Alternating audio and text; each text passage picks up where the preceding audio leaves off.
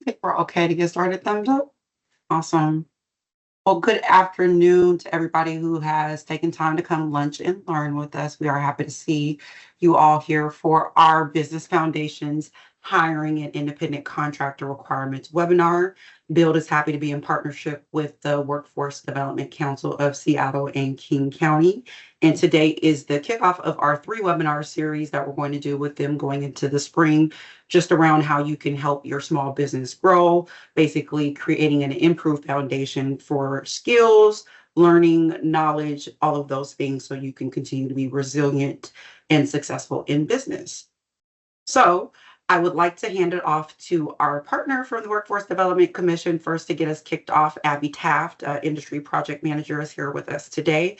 And so Abby, if you want to come off and just explain a little bit more about WDC and this series, and then we'll go ahead and get started. Yeah, thanks, Nichelle. So hi, everyone. As Nichelle mentioned, my name is Abby Taft. I'm an industry project manager with Seattle King County Workforce Development Council.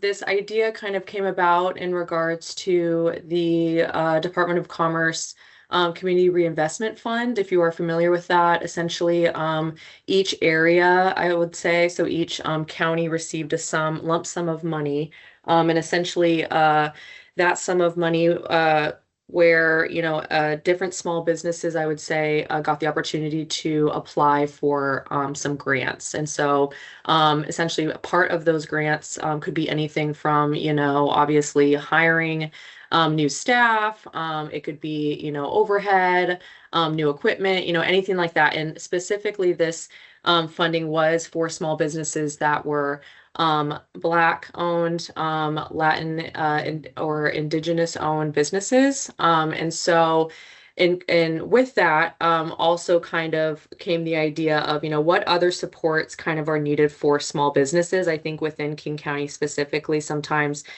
big businesses and, we have a major, huge industries here, tech, big tech, things like that. But we really wanted to be very intentional with how we go about supporting our small businesses. And so through some of that work came the idea of, just doing some additional offerings specific to small businesses. And so that was how these workshops came about. So essentially kind of how it explains on this slide, we are kind of doing a workshop series, and this wasn't essentially just plucked out of our brain. We actually kind of partnered with, the Seattle Chamber. They did a survey for some small businesses. We also launched a small business survey as well, just really connecting with these small businesses around, what the biggest area of need is and some of those gaps. And then hopefully through this workshop series, through different areas, like marketing, branding. We did a marketing and branding one a few weeks back, whether it's HR optimization, compliance pieces, which is what Build is going to be discussing, things like that. And these are completely free, whether you are connected to the community reinvestment work or not. This is really just ways in which, hopefully you can take this information and apply it to your business and grow. It can be a continuous thing. So that is kind of how this came about. And so I'm really happy to have partnered with Build. And as they mentioned, this is going to be a series. So there's going to be 2 more after this. And so I just want to ensure that, I'm sure at the end of this, there'll be, communication in terms of, the next one, and, so you guys can keep up to date to continue to come back. But we also, have our socials. So King WDC, on Instagram, LinkedIn, and Threads. But anyways, I've talked enough. I definitely want to get to the good content that Build is going to be sharing with everyone today, because it's some good stuff. But anyways, I can pass it back off to Build 206. Awesome. Thank you, Abby. And just before we actually dive into everything and kick off with our intro Build, I just want to lay down a couple housekeeping rules. Feel free, you all have access to the chat. So if you have questions while we're going through our presentation, feel free to drop them in the chat. We do have our beautiful Tiffany here, who is assisting us with monitoring the chat, and she'll be collecting your questions. And so that will make time and space. We are a small group today, which is a great thing. So feel free to, if you have something that really comes to mind, let us know.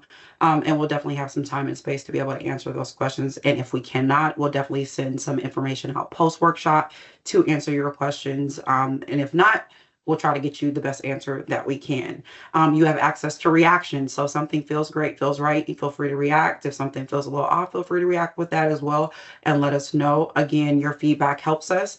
And then at the very end of this, there will be a feedback survey that will drop into the chat because, again, your feedback helps us get better, but it also helps us develop the next workshops and presentations, and then just kind of gauge what you learned from this and where we can add more, share more, because, again, our goal is to empower you and your business. So please take a few minutes once we get done to respond to that feedback, and we'll go from there. But again, all questions, drop them in the chat. We'll be monitoring the chat, and then there will be time and space for you to come off mute and ask some more detailed questions as we get towards the end. So next, what I'll go ahead and do is I'm going to hand it off to Andre Franklin, so he can tell you a little bit more about Bill 206 and how we connect to the community and connect back to this initiative. Go ahead, Andre. Hello, good afternoon, everybody. First, I want to thank Abby and the Workforce Development Council for the partnership on this and a few other initiatives that we're exploring, and thank Michelle and Tiffany for their role in work and supporting getting this out there, getting this information out there. And make sure you follow us on all of our socials. It's Bill 206 on all platforms. I also want to note that this is being recorded. We plan on sending a follow-up, and the recording will be sent out on a follow-up, but also be available on our website. That's bill206.com. There'll be more information at the end of the slideshow where to go to get information. We have a lot of other information and resources on our website as well for small businesses. So make sure y'all tap in, reach out, see how we can support. So a little bit about Bill 206. We started in 2013. Focusing on issues that impact Black men and boys, but we also understand that there's a lot of intersectionality within the Black community and underserved communities overall. So we serve pretty much everybody who's underserved, but our main focus is the Black community.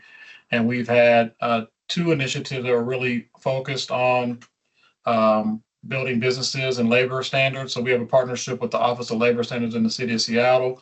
And that's some of the information that we're going to present today. And then we also have had our Build Black Wealth Initiative. This is our 4th year of our Build Black Wealth Initiative, and we've been able to fund and mentor and provide capacity building resources to small Black-owned businesses in the Seattle and King County area. And so this is kind of the next phase of that. We actually like having small groups to have that like family-oriented conversation, because a lot of times in communities of color, there's not opportunities for us to learn about wealth building opportunities and have safe spaces for people to have conversations.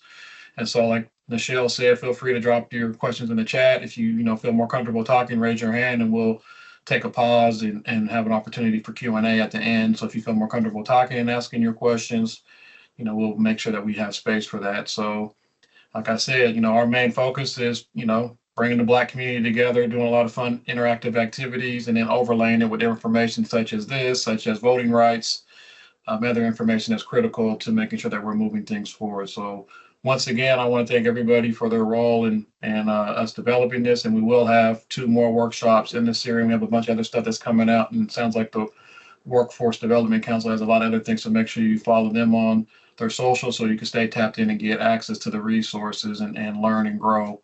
And make things happen. And then I would encourage you to the information that you get from this. If you know other business owners, make sure you share that information with them. That's a big piece, word of mouth, how we share information and get information out, because the more people that can learn and get access to this information is going to be beneficial for everybody. So I'm going to yield back to Michelle. And like I said, she's going to walk us through this beautiful presentation. And if you have any questions, feel free to let us know, and we'll do our best to answer them or follow up with you and get back to you if we don't have an answer for you today.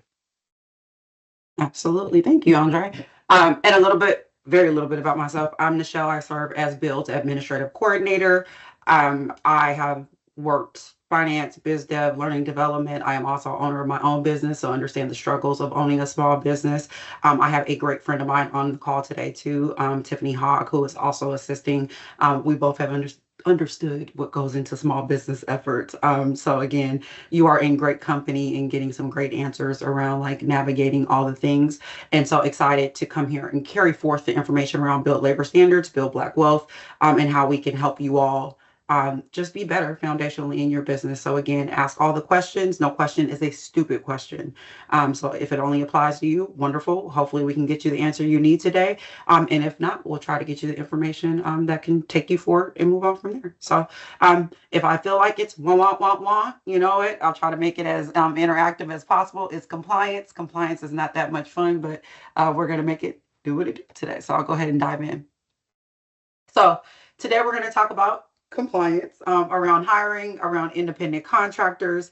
And the hope is that you'll walk away today with just a comprehensive understanding of what is the difference between you needing to do the things to hire an employee versus you needing to do the things to engage with an independent contractor. We want you to walk away today with understanding the specific compliance mandates and regulations as they apply to King County, but also if you choose to do work within the city limits of Seattle.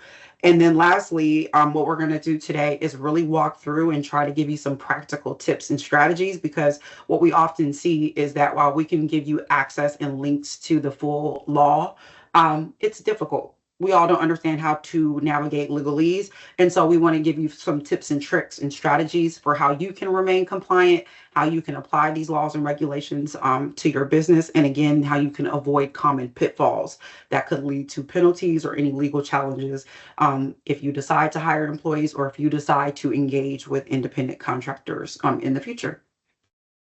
So what we'll walk through today is, again, just navigating what is the difference. What's the difference if I decide to hire an employee between versus hiring an independent contractor? We'll talk about the importance of correct classification, talk about the requirements of compliance in Seattle versus King County, how you can be prepared for hiring employees, be prepared for engaging with independent contractors. And then we'll talk about a couple frequently asked questions between the two. And as we stated, we have a small group, so we should have more than enough time to do some open Q&A, and then we'll wrap it up and close it out from there. So what is the difference? So this is a quick table, and don't feel the need to screenshot, write down notes. We are going to share this information out, but between an employee and an independent contractor, and the biggest thing is the definition. If you are hiring an employee, this is somebody who works under the control and direction of the employer. And for most of us on this call, that would be yourself.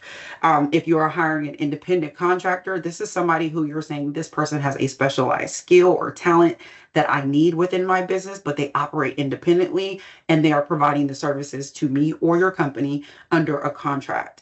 And so the biggest thing is that we want to point out are there's categories when you look at how you control what you do with the person, the financial relationship with the person. So with an employee, you're going to control how they do their work and how it's done. A contractor, you guys are going to come to a understanding of how the work is going to be done and what needs to happen for them to meet the terms of the contract. Financially, an employee, you are paying them a regular wage, and that wage needs to apply to the city or county in which you are doing the work in. Versus a contractor, you're going to set what that payment might be based on what the services they provide, the task, and they're responsible for their own taxes versus you taking care of withholding for payroll taxes, etc. The relationship is different. Ongoing relationship with an employee versus project-based or very term-based with an independent contractor. The other things that might apply are benefits. I want to call this out because in the city of Seattle, there is a requirement to provide certain benefits if you're hiring somebody as an employee, and those are going to be key when you're thinking about the difference versus an independent contractor. There is not going to be any benefits that are noted. Usually they provide their own, if any, or it's kind of like that's not your business. You're just there for them to do a task or a project and don't really worry about the benefits that are provided. Tools and equipment. Again, employee, you're going to provide them with what they need. And I'll say an independent contractor might come with their own, but based on the terms and conditions of the contract, you might just, decide that for what you need them to do, you provide them with the tools and equipment that are needed to execute upon the contract. And then some of the other things that might apply for the differences are training, how you would train somebody to do the job. This could apply to both, or independent contract might contractor, excuse me, might already come with the tools, the knowledge, the experience to be able to execute on what you need them to do. Exclusivity. Usually if somebody's your employee, they might, and I say might loosely, given their economic status, might only work for you. Versus an independent contractor, you might be one of many clients for them, depending on your needs. And then same with work hours. You might set an employee's work hours. Independent contractor is going to do the work within the constraints of their time or the time that you guys have agreed upon. And then lastly, another big thing is termination. If you decide to hire somebody as an employee, they can, depending on the locality, city, county, state, they might be at will, but there might be terms that they have to apply to within, as applicable for termination. The relationship with the independent contractor is usually going to end when the contract terms are fulfilled, or there's usually a term and condition that might exist within the contract that allows you guys to have a mutually agreed termination if something is not going as planned. So this is, again, just the easy kind of quick reference for what are the differences between, do I want to bring on an employee versus do I want to bring on the independent contractor? And again, feel free to drop any questions in the chat and we'll make time and space to address them. And so moving on to classification, there are things that kind of fall into what's most important, what's very important, and what's important, kind of nice to have. What we like to say is legal is always going to be most important. When it comes to hiring an employee versus hiring a independent contractor, we want to make sure that we are looking at Fair Labor Standards Act. That is the federal government and what needs to be classified in terms of how you're paying somebody, what their work hours are, what type of job and services they are doing. That would say, is this person truly an employee versus what you're doing in terms of independent contractor. Workers' compensation. If what you're having them do falls into some risky categories, and we may be able to go into that a little bit later, those are things that you need to understand how that applies from the state perspective, county perspective, and also the city perspective. Unemployment insurance. If you're hiring somebody as an employee, again, you need to make sure that you're signed up to be able to provide these things, unemployment insurance, so that if you do terminate their employment or for whatever reason they are terminated, that you can be able to pay into those benefits that they might be eligible. Also penalties, understanding if you're not compliant, fines, back taxes, if you're not doing anything, lawsuits, government audits, all these things come into play. So again, as you're looking at which should I fall into, should I hire, should I engage with the independent contractor, you always want to have the legal implications be top of mind. Financial implications are also very important. Payroll taxes, can you afford to pay them? Self-employment taxes, if you're looking at somebody and how you navigate with the independent contractor. You're not required for their not required to take care of their taxes, excuse me, but you want to make sure they understand they are responsible for their own taxes and you will be doing nothing for them when it comes to that.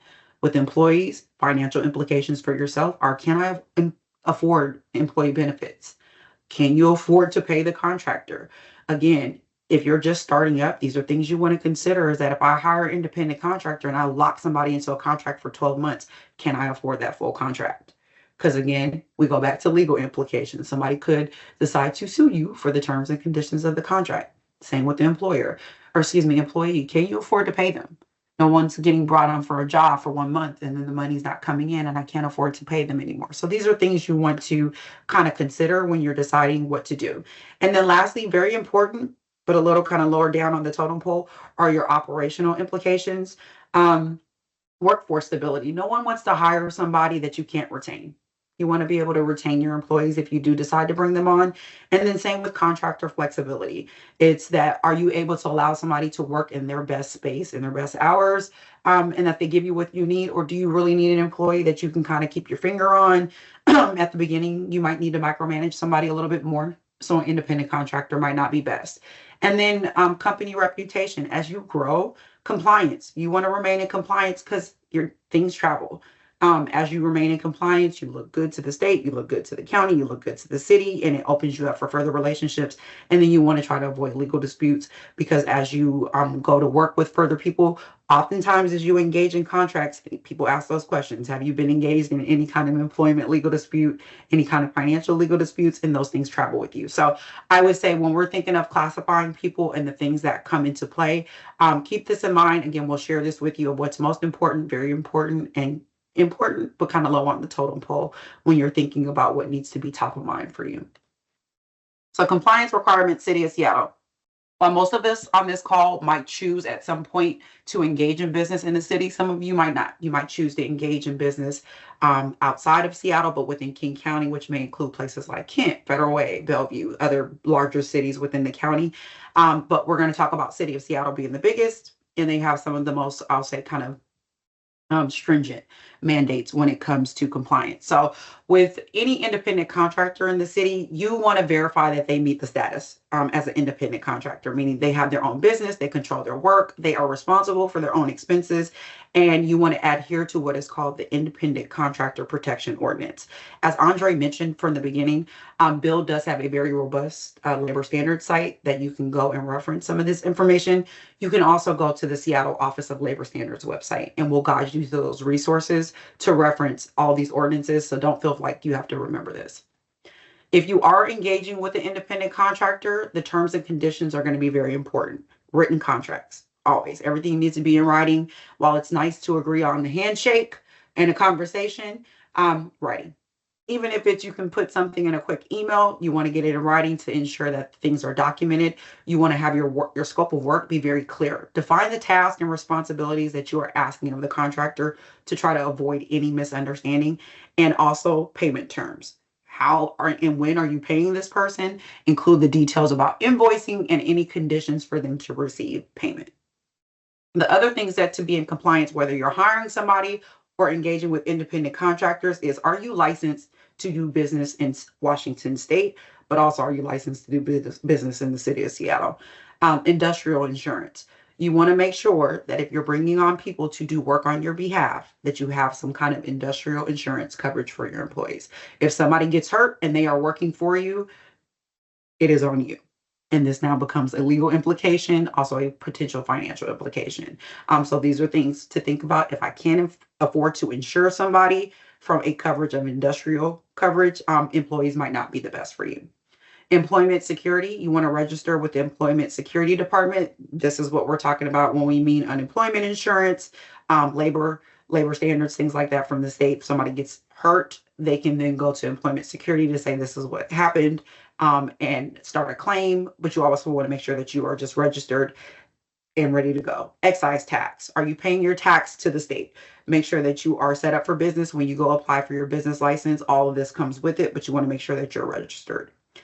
If you're choosing to hire employees, as we've all done as employees at one point or another in our life, you want to have an I-9 form to verify their eligibility to work in the U.S. There are ways around it depending on the type of work that you do. If you choose to hire somebody who might have a visa or who might not be a natural citizen of the United States. And there's some additional details we're happy to share if you need that. W-4 form. Completed for their tax withholding purposes. This is for employees so that you're withholding the proper payroll taxes. And then lastly, the last four things, I would say you want to make sure that you're reporting any new hires to the Department of Social and Health Services within 20 days of hire. And this is more so while people are probably like, why does DSHS need to be involved?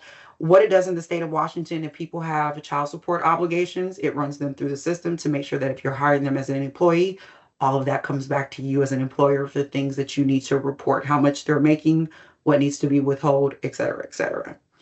Minimum wage compliance, ensure that you're compliant with Seattle's minimum wage laws. And I want to say, I think it's 1994 for the year 2025. Don't quote me, but we do have that information posted. And then the last two things are paid sick and save time, that you can afford to pay them for time off in accordance with the Seattle's ordinance, and that fair chance employment, that you are not holding them, that you are not limiting their use, or excuse me, their process of being able to be hired because of criminal records. So that if somebody does have a criminal record, you're not holding that against them from being able to walk through the process of being considered for a job. If it comes down to the job that you are having them do and their criminal record impacts that, that's different, but that you're not allowing them to participate in the hiring process because they might have a record. So this is a lot. Again, we will have links for you to access all of this information that makes it more clear if you choose to do business in the city of Seattle. King County is a little bit less stringent, a lot of the same things for the city of Seattle, so I won't read all the way through them. Same thing, you want to validate that the person is able to operate as an independent contractor. Same with the contract T's and C's. You want to make sure it's in writing, clear scope of work, payment terms, And same with the business license, industrial insurance, tax registration, employment security, workers' compensation, safety standards. The other thing you do want to do is that if you are in a role where you have an apprenticeship utilization, and these are more like union jobs, constructions, things like that, you do want to have an apprenticeship utilization plan for approval if required, and you would basically submit that to the state. They'll vet it. Priority hire requirements, basically that you have a certain amount of priority hire workers in the workforce. That is a state requirement.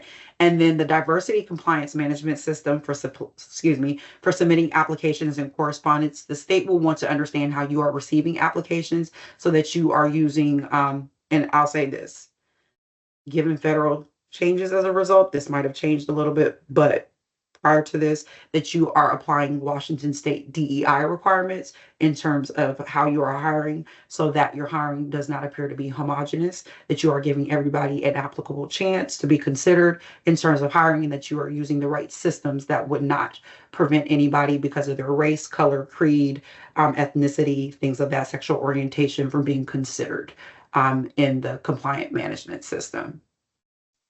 All right. So I'll pause there for a break so I can take a sip of water. But I just want you to think about, please drop your answers in the chat. What are potential legal consequences that you can remember in misclassifying? And this is just a check for understanding. And then why is it important for you to comply with like federal labor standards in terms of hiring? And so feel free to drop in the chat. I'll give it about a minute and then we'll keep going from there. I have one, back owed taxes. That's real. As somebody who prepares taxes, yes, you never want to get caught up on like I didn't pay somebody's payroll taxes. People can come back and say like, hey, I should have received this statement, you didn't pay, and the state will come at you for like not reporting payroll taxes. So good answer. Tax implications. Yes, that's also a good one. As I love to tell people, as somebody who prepares people's taxes, anybody with an acronym of 4 letters or shorter, you do not want them all in your business. So again, with compliance, as compliant as you can be, please ask questions to understand before you dive into doing things, so that you can prevent any of the IRS's, the DORs, the things like that from being in your business unnecessarily, by doing all the things right to begin with. So awesome. Thank you guys for dropping your answers in the chat, and we'll keep on going. Okay, so a little bit just to kind of walk through getting prepared is that, hey, you're like, my business is ready. I think I can afford to hire some employees. What do I need to do to really be ready? And the 4 things I want everybody to walk away with is, let's start with, you just want to understand the employment laws and regulations, familiarize yourself. Google is your best friend. There's so many things out there. Again, Workforce Development Council, Build, other places, Seattle OLS, even the cities that you choose within King County, Bellevue, Kent, Federal Way, they all have a lot of information and resources, but you want to familiarize yourself with the federal laws, state labor laws, and any city, county laws, specifically wage and hour laws, anti-discrimination laws, and employee eligibility verification. The reason why those things are important is a lot of times we'll think we're doing all the things right. I'm paying somebody. This feels like a great wage. And you don't realize the minimum wage might have changed. And so while you're trying to pay somebody what may fit into your ability to do, your budget, is that right? If you really can't afford to pay somebody around $20 an hour in the city of Seattle, and that doesn't fit into your budget plus whatever benefits you have to provide, those are things that you need to say, am I really prepared to hire employees? And maybe I need to take a step back and consider an independent contractor. The other thing we say is set up payroll systems. While it's nice to be able to write somebody a handwritten check, it's nice to have a system to do it, a QuickBooks, of something that does it for you, because there are so many little nuances that go into paying an employee, withholding taxes, Social Security, Medicare, unemployment insurance. And this includes how to handle somebody's W-4 for tax withholding and kicking out W-2s at the end of the year so that they can report their taxes. So again, if you don't feel like you have the right system set up or can't even afford to implement something like that, those are things to consider when you're thinking about bringing on employees. Developing clear job descriptions and hiring processes. Again, do you know what you would want somebody to do? A lot of times we're like, yep, I got a thing because I'm wearing all the hats and I just want somebody to be able to do it. But is it clear Or is it clear as mud, which you would have somebody come to do? Because again, this person you'll be managing, you'll have to make sure they understand what they're brought on to do. Because as you're doing all the things as a business owner, can they effectively do their work without you having to micromanage them? And then also your hiring process. You want to make sure that it's very clear and structured, that you're able to ask the right questions, that your job postings are equitable, for conducting interviews and evaluating a candidate, not just off of feelings. This person feels right, but are you asking the right questions? Are they qualified for the role? Or that you're not asking questions that could be, considered as like a little discriminatory. I know oftentimes we may get comfortable in the things that we ask or that we question and don't realize like you might have kind of stepped over a boundary in asking somebody about their personal experience or their past, or how, what they do in their personal life, how that fits into what you need them to do. So again, go to your networks, ask questions, reach out to different city and county resources to make sure that, what you're posting, what you're asking, the processes that you have set up are really equitable as you go out to bring on employees.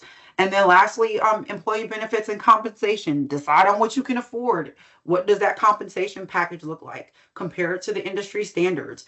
It might include health insurance, retirement plans, and other perks to attract and retain talent. That's the big thing. A lot of people say, hey, while I need a paycheck, a lot of people work because the benefits are great, because they feel like they're valued, and ensure that your offerings are in compliance with the city, county, or state requirements. But again, a lot goes into hiring employees. It is not just bringing somebody on. It's really, can you afford the full package of having somebody work for your company? And then second to that is getting ready to engage in independent contractor. Again, you're like, ooh, I can't afford benefits right now. I can't afford to really retain great talent. So how do I get talent that I can work with temporarily? And so also understanding the classification rules. You want to make sure that when you're working with the independent contractor, that you are not blurring the lines of, I'm really having somebody who's like an employee, but I'm trying to pay them as an independent contractor, because that can lead to legal and financial penalties when you're trying to get off cheap. Is what some people will do is, while this person's a 1099, but I'm trying to treat them like an employee. I'm asking them to stay within 40 hours. I'm micromanaging like all the things. And so you just want to make sure that you're correctly classifying somebody. You want to have a clear contract. It is better to read twice, sign once. Create detailed contracts that outline the scope of work, how somebody's being paid, the deadlines, whatever you expect of the service that you're getting from them, because you don't want it to be gray. You don't want any misunderstandings, which can lead to disputes. Well, you said you only wanted me to do this, and this is what you laid out in the contract, and they did just that, but you actually needed something different, something more. So again, this is where negotiations are going to come in. And if you're not great at negotiating, it's a skill to be built. Have all the conversations, have more than one conversation. It should take more than one conversation when you're engaging with an independent contractor to really lay it out, be clear before you get to signing a contract with somebody, and then understand what they feel their expectations are too. Is that while you might think somebody's working very detailed, understand that they might be a night owl. They might do all the things you need at night and churn it out in the morning. So what works best for you, and finding that contractor that really meets your needs. And then tax obligations. A lot of people forget, at the end of the year, is while they're an independent contractor, you still have to kick them out of 1099.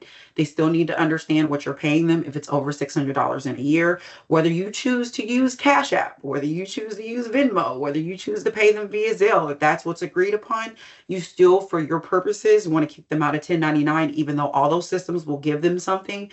As a business owner, you still want to make sure that you're keeping your records and kicking them out something that shows that they were an expense on your books, and they have something that says, I got paid from you. Lastly, the last two is compliance with labor laws. Again, familiarize yourself, learn all that you can learn, and ask questions. If it doesn't make sense, ask the question of who kind of owns the local laws, to make it as clear as possible to you. And again, this is all to ensure you are compliant and avoid any legal issues. And then establish a consistent engagement process with that contractor. Set up standard meetings, include onboarding, evaluate their performance, re-engage with them. It can't just be you're signing the contract and then expect them to deliver. You need to check in with them. It might not be as often as you would check in with an employee, but you want to make sure what you agreed upon is happening, and where it's not, course correct. That is the part about re-engagement, is that you're checking in with them. You're saying, hey, is this working for both of us? Am I not getting what I thought I was getting? And then course correct before you get to the end of the contract. Because once you get to the end of the contract, it is what it is. At that point, the engagement is done, versus you saying, I don't like what I paid you for, and going from there. So again, just circling back around staying compliant and hiring employees, adhering to minimum wage laws, um, complying with Seattle's minimum wage. The county does not have a minimum wage. It applies mostly to the city municipalities that you're operating in. And if you are in a unincorporated place of King County, then the state minimum wage would prevail. Providing paid sick leave, fair chance employment ordinances, complying with wage theft ordinance, make sure that you are not stealing from somebody because you are trying to underpay them or undercut their hours, and then understanding overtime rules when it comes to employees. And so quick tips, always want to put at the bottom, please feel free. You can scan the QR code to visit bill206.com labor standards to learn more about specific City of Seattle labor ordinances, or always visit the City of Seattle Office of Labor Standards, but that's a quick way to access, and all the information is there for you. And then stay in compliance with independent contractors. Again, pre-work written notices, put everything in writing, emails, contracts, all of the things, outline your terms. Ensure timely payments. No one wants to provide services and they're not getting paid. We recommend net 30 days of completing the work if it's not specified, unless you guys have decided upon other terms of how they will be paid. And just make sure you're consistent with it. The work should meet what you asked for, and then you go ahead and pay them. And then 1099 forms, proper documentation, keep all the detailed records of what they're doing for you, contracts, payments, receipts, communications, things like that. And then just continue to stay informed. Things do change, not as often as you would think when it comes to the independent contractor protection ordinance, but every now and then they'll kick out new updates. But also, again, build labor standards, visit our website, learn more, stay informed, and then you'll always be able to kind of remain in compliance. So the one question that we often get from people who kind of sit between King County and Seattle is, which rules apply to me? I don't know, I might live in King County, but I work in Seattle. And so the common question is, I'm an employer who operates in both City of Seattle and within King County. Which ordinances, rules do I have to abide by? And if you're in both, it's the one that is more stringent. And so that's going to be Seattle. But I also say, if you're in King County and a Bellevue or a Federal Way or a Kent or I don't know, what's another city in King County? This is bad. I should know this by heart. I don't know, Burien applies to you. You're going to, most likely the cities ones are going to trump the counties because they probably are going to be more stringent. But with Seattle, you want to follow Seattle's regulations because they also encompass the county's regulations in addition to the city regulations. So for example, Seattle has very specific labor ordinances, such as independent contractor protections, and those requirements are going to be absolutely more detailed than those at the county level. So you should carefully review both sets, but most likely you always want to adhere to the ones that are more stricter to avoid any legal issues. And then the last one is, should you hire employees or should you hire an independent contractor? And we always want to answer this with saying this is going to be dependent on the needs of your business and the work to be performed. We tell new businesses, oftentimes in the first 3 years of your business, you probably won't be able to afford to hire a whole bunch of employees. It's a lot. It's a lot to hire, like to keep the insurance, to be able to consistently pay minimum wage, benefits, all the things. And so the independent contractor route might be best. And if your work is short in duration, requires a very specialized skill, graphic design, marketing. I just need some admin, assistance right now. And you feel like I don't have the time because I'm wearing all the hats and I can't really train somebody the way I would want to, and don't have really like onboarding fully fledged out for somebody to learn. Go the independent contractor route. It'll help you get your feet wet and just really understanding what you do and don't want, what feels good, until you can get to a point of actually hiring somebody. Now, if you have something that needs to be routine, repetitive, and critical to the success of your business, say you are in retail and I need a cashier. Say you are in food prep and I need somebody here every day interacting with customers while I'm dealing with stuff on the back end, then an employee may be your best option. And you really need to look at your budgeting. You need to look at what you can do in terms of benefits and can I really afford an employee, and how long and how much can I pay them? And so remembering that traditionally hiring somebody will always be more expensive than an independent contractor due to salaries, benefits, taxes, all of that. but having an employee can provide consistency for your business, because it's a set pay schedule, set hours, you know what that person is tasked with doing, versus bringing on different independent contractors can feel tedious, especially if you kind of have to kiss a whole bunch of frogs until you get to a prince, because sometimes you will have to go through many contractors to find somebody who kind of serves that sweet spot for you, in finding the right person. So, okay. I want to pause there. I'm going to stop sharing because I want you all to be able to come off mute and ask questions. Or Tiffany, if there's questions in the chat. It says on the compliance requirements, Seattle slide 1 for employment security, must you register if you only employ independent contractors? That's the first question. Okay, that's a great question. And so, no, it is not a natural requirement if you have no employees at this point when you're starting your business. It is not a requirement to go ahead and register with the Employment Security Department. Once you prepare yourself to bring on employees, then yes, you want to go ahead and set up an account. You'll get assigned an account manager who will walk you through all the things that you need to be in compliance, with your quarterly reporting and things of that nature, as you bring on employees. The second question is the compliance requirement slides for Seattle and King County seem to show requirements for both independent contractors and employees. Can you streamline the slides so that they only show requirements for independent contractors? And so I want to make sure I'm answering that. If you're only looking for the compliance requirements that would apply to independent contractors. So while King County does not have a clearly defined set of this is their independent contractor protections, what we showed is more explicit to the city of Seattle. So what we'll share with you after this, I'm happy to send those out. We'll also send the links out to the resources that exist within the city of Seattle OLS, independent contractor protections that exist on their website, build labor standards. We have some very, you can get to the links very easily in the information around independent contractor protections. And so hopefully that'll get you to where you need, but also want you to feel free to re-engage with us if you're still not getting what you need.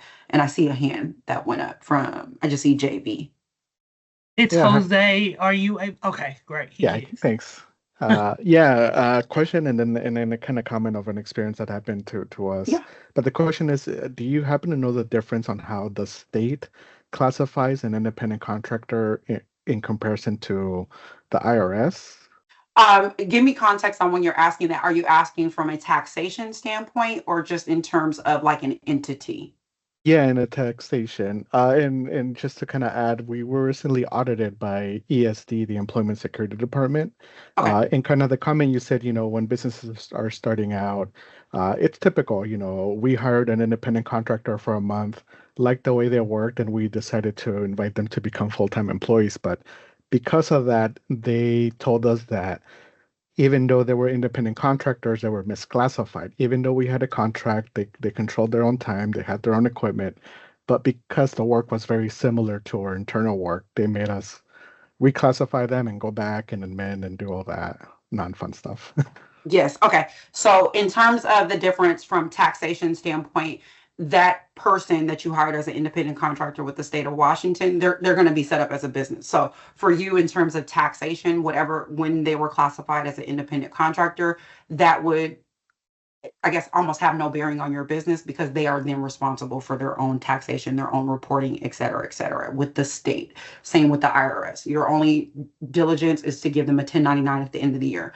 To your point, this is why compliance is so important in making sure that how the contract is laid out versus how a job description is laid out is very important when it comes to independent contractors, is that you want to make it so it looks very A versus B. They need to look different. They should not be apples to apples, meaning what I'm going to ask of an employee should be very detailed, very explicit. This is my employee. I am asking them within a set 20 hours, 40 hours a week. This is what they do versus what I'm scoping out work with the independent contractor should be more, it might seem a little bit more vague if I'm giving that, because what sounds like happened with you all, they're like, well, hey, what you put on a contract versus what you're having them do as an employer, what you would have an employee do are very similar. And that's where that gray area. And then, yes, what happened to you is what would happen in terms of what they would say. Non-compliance, you are treating somebody who should have been an employee as an independent contractor, and they kind of look at it like you're trying to do something under the table, even though you probably were not. That was not your intentions. But it happens. And so they have to come from a standpoint of protection of people to say, hey, we don't want someone trying to pay somebody as an independent contractor, avoiding benefits, avoiding security protections, avoiding all of those things that you would not have to take care of if they're an independent contractor, but you want the benefits of having an employee that you can overly kind of micromanage their work. So what you guys went through, I would say there probably needed to be just a little bit more looking in terms of how you laid out the scope of work for them as your employee when you transition them, so that you don't have those gray areas anymore. And I'm also curious to like, what was the outcome of your audit, if you don't mind sharing? Yeah, they made us reclassify the time they were as an independent contractor. So that first month, and pay back taxes on unemployment insurance and all those employer taxes. And the way it was explained to me was that technically, yeah, independent of the employment opportunity we gave them, because the person didn't have a business license. That's the only So reason they weren't they, classified themselves. Got it. yeah, Okay. So yeah, for that's you how is they, that's where the validation would come in at the very beginning. If somebody is telling you that they are set up as an independent contractor, it's okay to ask for those things. Hey, can you provide us with your business, your UBI number for the state of Washington? If they want to do business with you in the city of Seattle, ask them for a copy of their business license. And that's okay. And then again, the diligence on your part, and while, like I said, you guys had to go through this and experience it firsthand, is just you have the option to say, I do want to work with somebody that's licensed. That is a requirement. You have the option to say that doesn't matter to me, but understand that where that could get you. And now you guys are aware of that, but no one wants to have to be in that situation. So again, sad that, sorry that you guys had to go through that, but definitely, this is why validating somebody's stance as an independent contractor before you hire them, because it's easy to say I work for myself. Anybody can say it. And it can get you caught up as a business owner. So thank you for sharing that. Okay, there's two more questions in the chat. The next one is, if the independent contractor payment is by the hour, example, $50 an hour, does that jeopardize independent contractor status and thus veer into employee categorization? So no, you can set whatever you guys kind of come to an agreement upon on what their rate is, if that's their standard rate, or that's the rate you say, hey, for the services I need you to complete or the work, that is what I can afford. That can be the terms of your contract. So no, that doesn't veer into now they are an employee because I choose to pay someone hourly versus a flat monthly rate or a lump sum up front. Those payment terms can be negotiated between you two. And the last question is, how can you incentivize an independent contractor to complete certain trainings prior to getting hired so that they have the qualification that you need? VD, would you mind coming off mute just to give a little bit more context on that? Okay, can you hear me? I can. Oh my God, it worked. Okay, cool. Yeah. Hey, so excuse me. So if I need to, okay, here, if I want someone who is trauma informed, right? Okay. And there are free trainings that I can send them that would give them enough where I could be satisfied to say, hey, I have a trauma informed person that's helping me. How can I give that information to the IC without, making it seem like I'm forcing training onto the IC and, like basically keeping their status as an IC while letting them know that this is what I would need and it's free. And Okay. if you could please take this so that I can hire you. No. And so Yeah. again, I think it's okay to say, and for the execution of this service, these are the things that need to happen. So again, it's if you're looking to incentivize it to say, and hey, this is almost like a pay per performance contract. Hey, if I'm going to pay you, I'm just using arbitrary numbers, $5,000, and a portion of this is going to be committed because hey, by this date, part of your scope of work is to complete these trainings. It can just be tiered as part of the scope of work, not necessarily that like, oh, I'm trying to get you to do this because I need you to be qualified. I would say that's probably another conversation too, is like, what would be the difference of cost in actually just finding somebody who has the skills that you need up front versus you having to provide it. But I also understand the benefit of providing something that like you know what it is. So it can be pay per performance. You can incentivize independent contractors.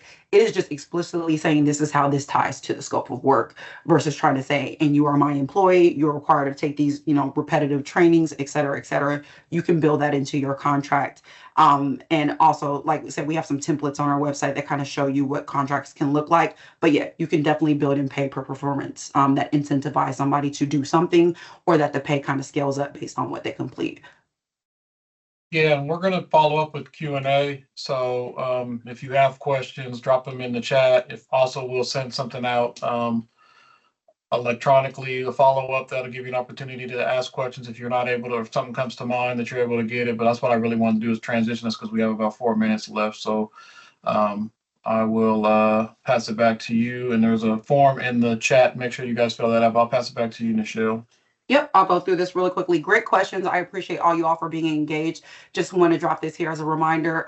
A lot of the information that we share today is available on our website. Please check out bill206.com/labor standards to learn more about things that are specific to labor standards and compliance in the city of Seattle. And as Dre said, we'll share more information via email post this workshop, so you'll have it readily available to you.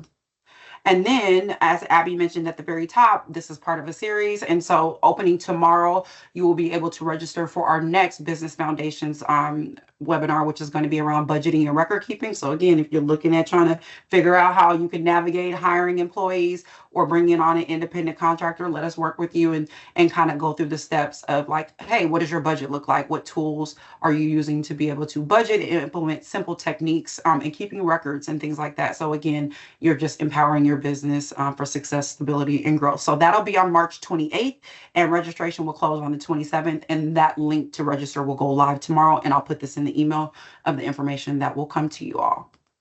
And then lastly, as we close out, I just want to say thank you. You could have been anywhere else today for your lunch and learn. I appreciate you all for making time to come and join us. Small group. We love small groups. You guys had amazing questions, and thank you for being transparent and sharing. And again, we hope to see you at our next webinar. Don't be strangers, Bill 206. Check us out. We have a lot of events in the community. So we'd love for you to engage with us on other things. And please check out the Workforce Development Council. They have other events and other information that can help you continue to grow your business. And I will stop sharing from there.